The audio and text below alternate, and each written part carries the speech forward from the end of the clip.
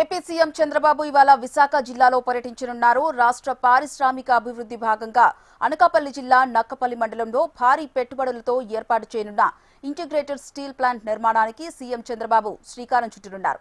దాదాపు 17.8 million metric టన్నుల సామర్థ్యంతో 1,35,964 కోట్ల రూపాయల భారీ పెట్టుబడితో ఉక్కు పరిశ్రమ ఏర్పాటు కానుంది. ఉత్తరాంధ్రకే ఇది తలమానికంగా నిలవనుంది. ఈ ప్రాజెక్టు ద్వారా సుమారు 1,00,000 మందికి ఉద్యోగ అవకాశాలు లభించనున్నాయి.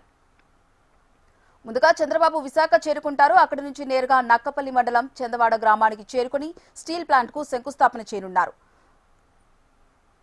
అగ్రికల్చర్ అటల్ మిట్టల్ నిప్పన్ స్టీల్ ప్లాంట్ సంయుక్తంగా ఈ ప్లాంట్ నిర్మించనుంది. ఈ కార్యక్రమంలో కేంద్ర మంత్రులు Kumaraswamy, Bhupathiraju, Srinivas Varma, AP deputy CM Pawan Kalyan, మంత్రులు నారా లోకేష్, అనితతో పాటు Mittal executive chairman Lakshmi Mittal, AMNS India chairman Aditya Mittal హాజరు కానున్నారు. ఇదే అంశానికి సంబంధించి పూర్తి సమాచారం మా కరెస్పాండెంట్ అనురాధ విశాఖ నుంచి లైవ్ ద్వారా అందిస్తారు. అనురాధ, ఈరోజు ఏపీ సీఎం చంద్రబాబు విశాఖలో పర్యటించనున్నట్టుగా తెలుస్తోంది. చంద్రబాబు స్కెడ్యూల్ ఏ విధంగా ఉండనుంది? రాష్ట్ర ప్రభుత్వం ప్రతిష్టాత్మకంగా ఈరోజు ఇక్కడ విశాఖ అనకాపల్లి జిల్లాలో ఏర్పాటు చేస్తున్న ఆర్ఎస్ఎల్ఆర్ మిట్టల్ అలాగే నిఫన్ సంయుక్తంగా నిర్మిస్తున్న గ్రీన్ఫీల్డ్ స్టీల్ ప్లాంట్కి సంబంధించి శంకుస్థాపనని ఈరోజు చేయనున్నారు. దీనికి సంబంధించి ముఖ్యమంత్రి చంద్రబాబుతో పాటు డిప్యూటీ సీఎం పవన్ కళ్యాణ్ అలాగే కేంద్ర మంత్రి కుమారస్వామి, ఇతర ప్రముఖులందరూ కూడా ఇక్కడికి రానున్నారు. ఈ శంకుస్థాపన కార్యక్రమం సాయంత్రం 4:30కి ప్రారంభమవుతుంది.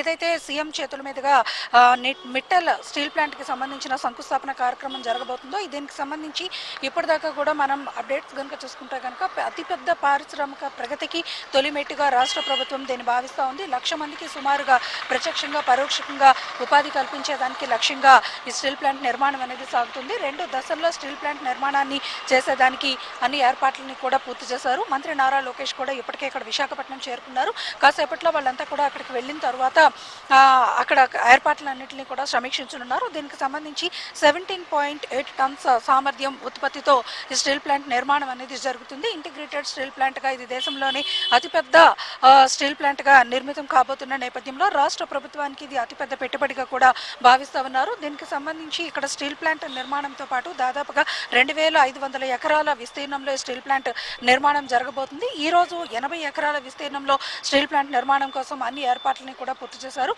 అత్యంత భద్రతా ఏర్పాట్ల నడుమ ఈ స్టీల్ ప్లాంట్ శంకుస్థాపన అనేది జరగనుంది. దీనికి సంబంధించి లక్ష్మీనారాయణ మిట్టల్ కూడా ప్రధాన అతిథిగా స్టీల్ ప్లాంట్కి సంబంధించి మిట్టల్ అధినేత కూడా హాజరు కాబోతున్నారు. అతిరథ మహారథుల సమక్షంలో స్టీల్ ప్లాంట్ శంకుస్థాపన చేయనున్నారు. ముఖ్యంగా రాష్ట్ర ప్రభుత్వం మొదటి నుంచి కూడా పెద్ద ఎత్తున ఉద్యోగాల కల్పన లక్ష్యంగా ముందుకు వెళ్తుంది. పారిశ్రామిక ప్రగతిలో భాగంగా ఈ స్టీల్ ప్లాంట్ వస్తే కనుక ఇటు ఉత్తరాంధ్ర ప్రాంతాలతో పాటు ఆంధ్రప్రదేశ్ రాష్ట్ర ప్రభుత్వం అభివృద్ధి అనేది చాలా పెద్ద ఎత్తున జరుగుతుంది అనేది భావిస్తూ ఉన్నారు. 1,00,000 మందికి ప్రత్యక్షంగా ఉపాధి కల్పించడంతో పాటు పరోక్షంగా మరికొంతమందికి కూడా ఉపాధి కల్పించే మార్గాలను అయితే ఏర్పాటు చేస్తున్నారు. దీనికి రిలేటెడ్గా ఒక పోర్టు కూడా ప్రస్తుతం నిర్మించేదానికి దాని ద్వారా 11,000 మందికి మరొక 11,000 మందికి ఉద్యోగ ఉపాధి అవకాశాలను కూడా కల్పించేదానికి ఏర్పాట్లు అయితే మాత్రం జరుగుతున్నాయి.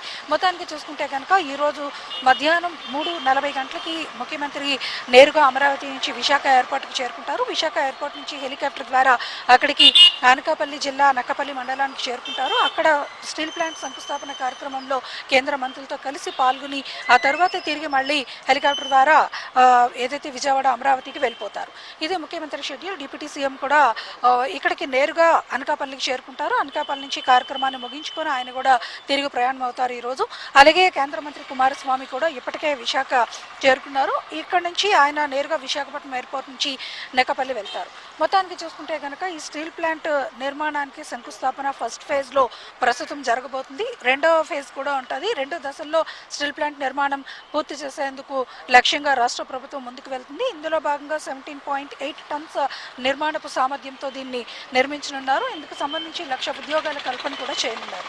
అన్ని ఏర్పాట్లను కూడా పూర్తి చేశారు. ఈ గ్రీన్ఫీల్డ్ ఇంటిగ్రేటెడ్ స్టీల్ ప్లాంట్కి సంబంధించి నిర్మాణం పూర్తయితే కనుక ఈ ప్రాంతం అంతా కూడా అతిపెద్ద పారిశ్రామిక ప్రగతికి ఒక తొలిమెట్టుగా ముందడుగు వేసే అవకాశం అయితే మాత్రం కనిపిస్తుందని రాష్ట్ర ప్రభుత్వం భావిస్తుంది. అందుకు సంబంధించి ఏర్పాట్లన్నీ కూడా పూర్తి చేశారు.